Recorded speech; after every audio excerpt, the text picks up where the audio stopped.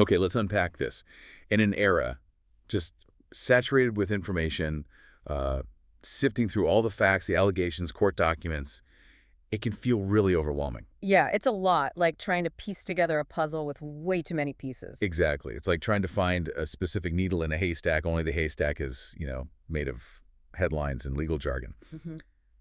But what if there was maybe a clearer path, a shortcut, sort of, to understanding the heart of a complex story? One is often pretty bewildering, Right. complete with some surprising facts, maybe just enough context to keep you hooked. That's kind of our mission today. Indeed.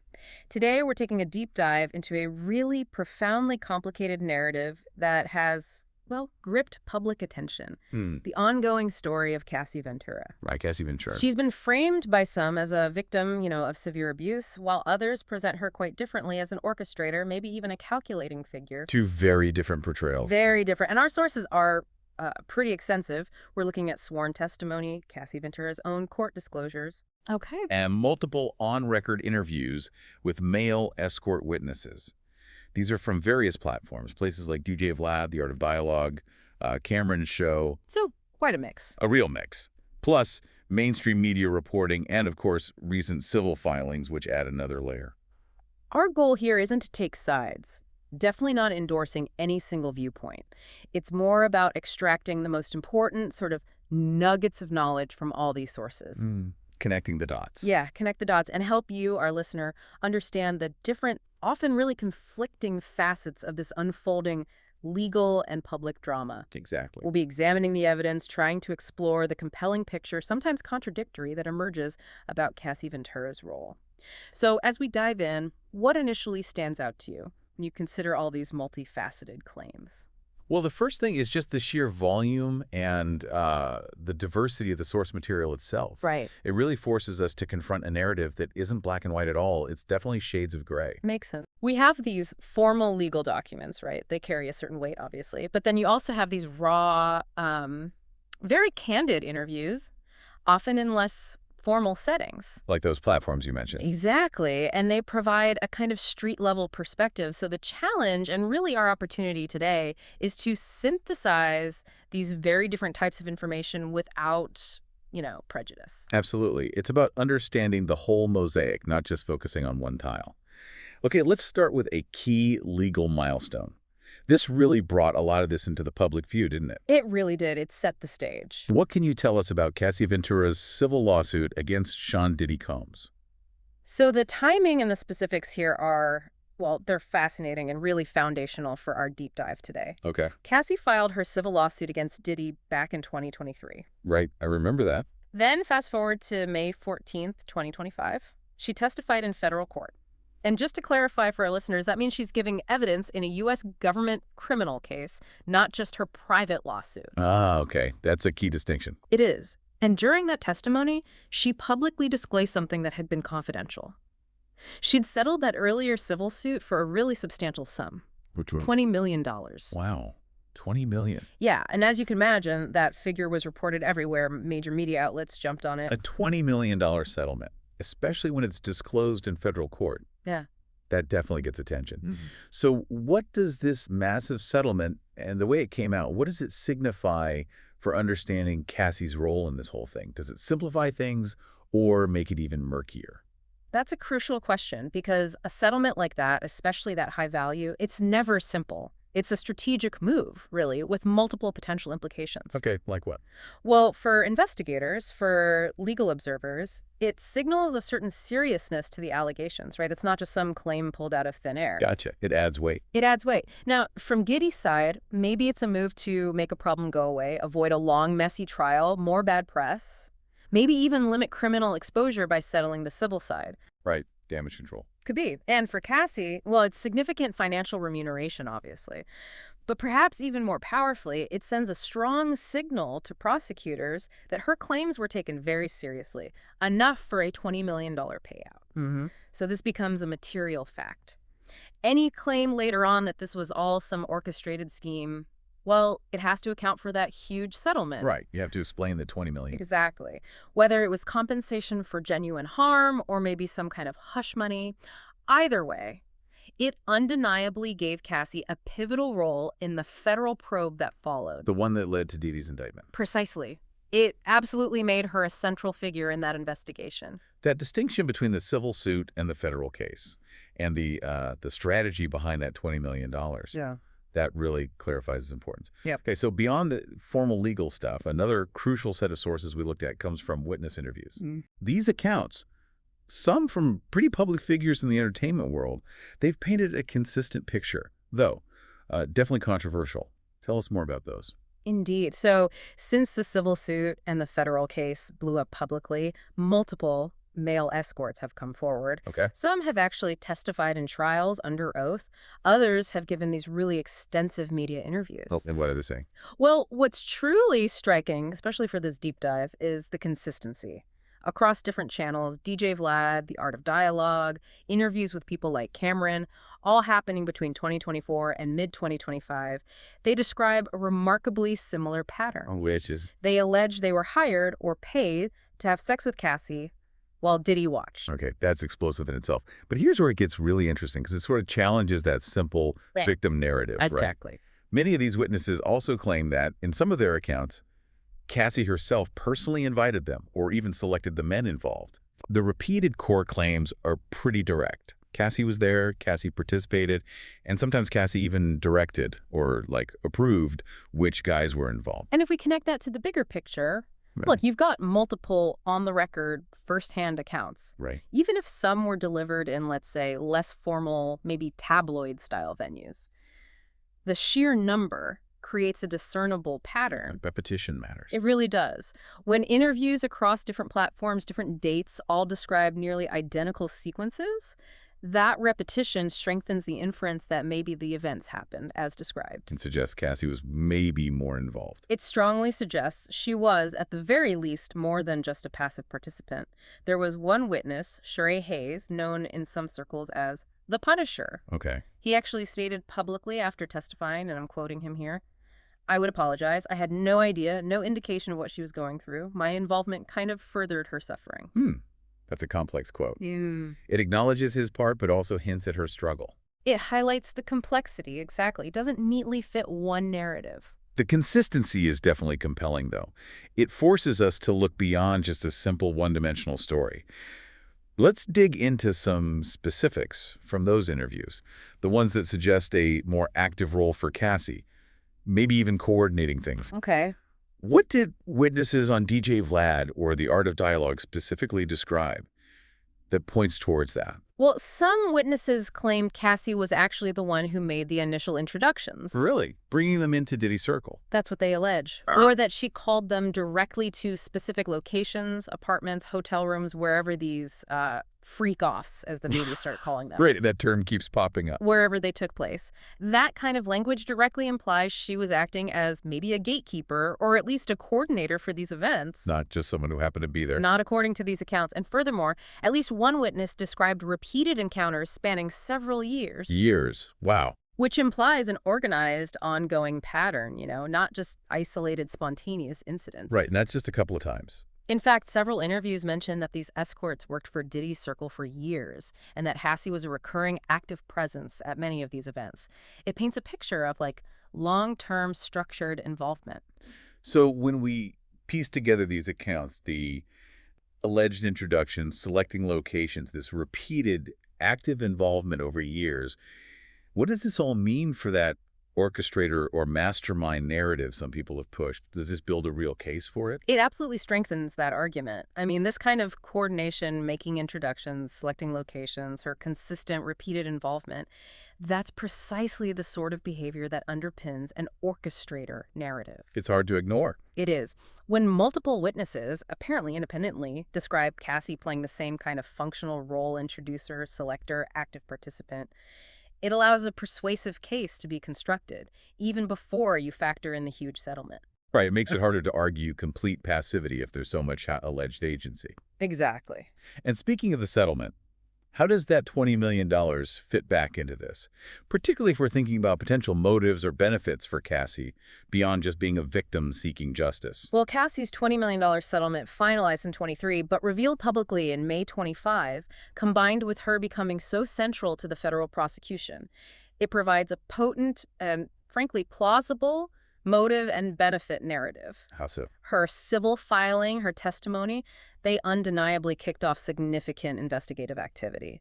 So after the settlement and then by testifying, Cassie gained two things: substantial financial compensation. So $20 million. Right. And arguably significant leverage over the public narrative, maybe even the legal process itself. Control. In any theory that paints Cassie as an orchestrator, that settlement is critical. It shows she got a huge payment tied to the alleged harms, yes, but it also helps explain why she became such a focus for prosecutors and the media. Which in turn influenced how witnesses told their stories publicly.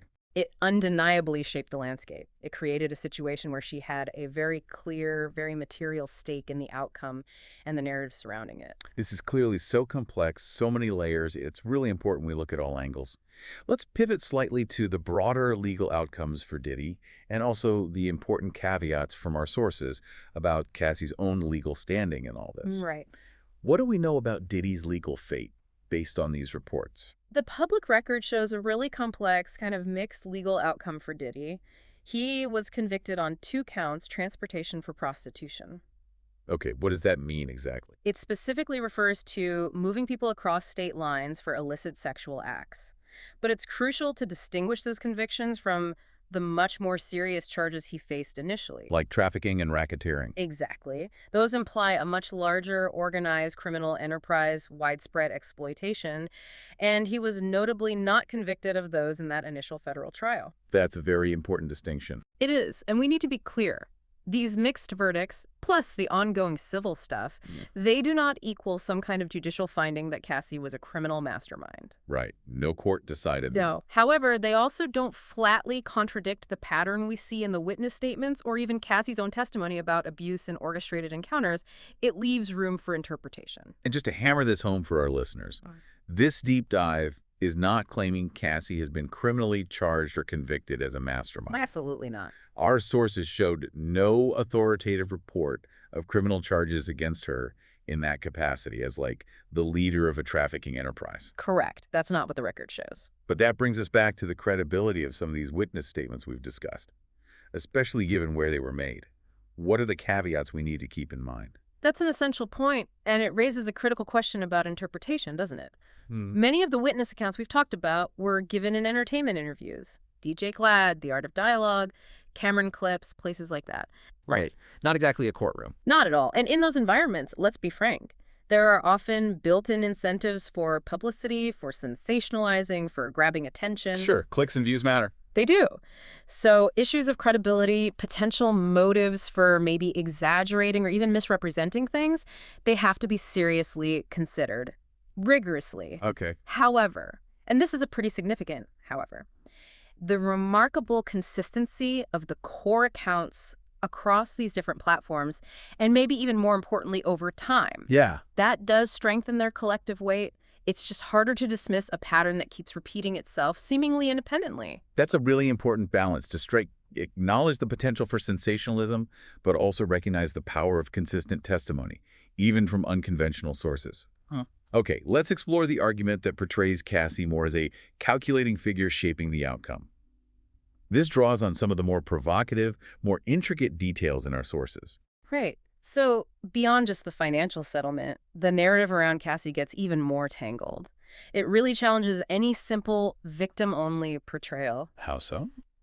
Well, you have the $20 million settlement in 2023 tied to her claims of abuse by Diddy, but that certainly didn't lead to her stepping away quietly, did it? No, well, quite the opposite. Quite the opposite. She became a star witness for the prosecution in the 2025 federal trial against Diddy. Right. Very public role. Very public. Then you add another really extraordinary layer of complexity.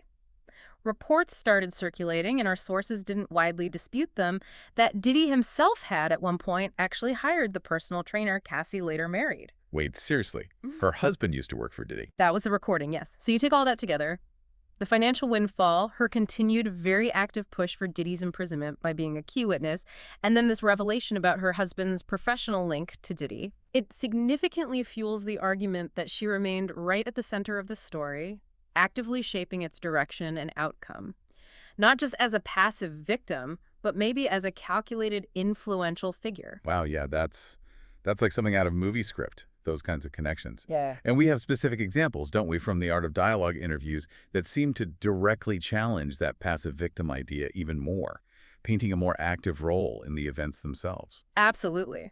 In one of the most striking Art of Dialogue interviews, one male escort described Cassie not as passive at all, but as an active participant who, he claimed, often orchestrated the encounters. Orchestrated them how?